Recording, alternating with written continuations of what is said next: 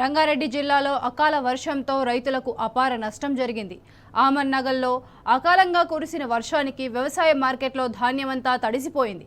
ప్రభుత్వం నిర్లక్ష్యం వల్లే వరి ధాన్యం తడిసిందని అన్నదాతలు రోడ్డెక్కారు.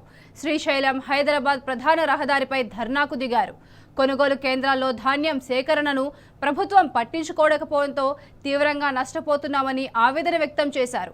అకాల వర్షాలకు ధాన్యమంతా తడిసి ఎందుకు పనికి రాకుండా పోతోందని నిప్పులు చెరిగారు. కాగా రైతుల ఆందోళనకు బీఆర్ఎస్ నేతలు అండగా నిలిచారు.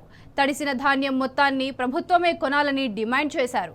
దీంతో బీఆర్ఎస్ నేత పత్యా నాయక్తో పాటు మరికొందరితో పోలీసులు వాగ్వాదానికి దిగారు.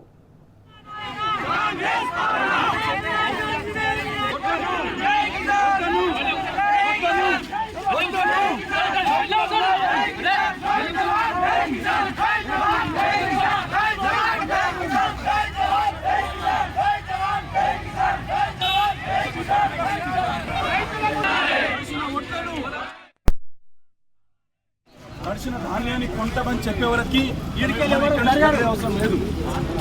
రైతులకు న్యాయం జరగాలి. చేస్తుంది ఎవరి కోసం వస్తుందో కాదు, రైతుల కోసం.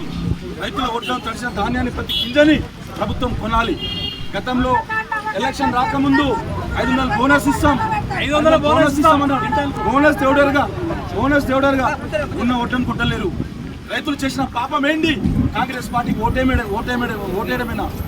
గతంలో ప్రతిసారి ఆమన్గల్ సింగిల్ విండో నుంచి ఇక్కడ కొనుగోలు చేసేది ప్రతిసారి.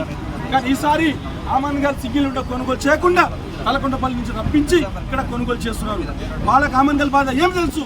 ఏ మండలం ఆ మండలం కొనుగోలు చేయాలి, రైతులకు న్యాయం జరగాలి. ఇక్కడ ఇప్పుడు రైతు సీజన్, ఇప్పుడు ఒడ్లు కొత్తకు వస్తుంది. ఎక్కడ ఒడ్లు అక్కడే కాంటా పెట్టి గత ప్రభుత్వం ఏ విధంగా చేసిందో ఆ విధంగా చేయాలని చెప్పేసి రైతుల తరఫున ప్రభుత్వాన్ని ప్రశ్నిస్తున్నాం.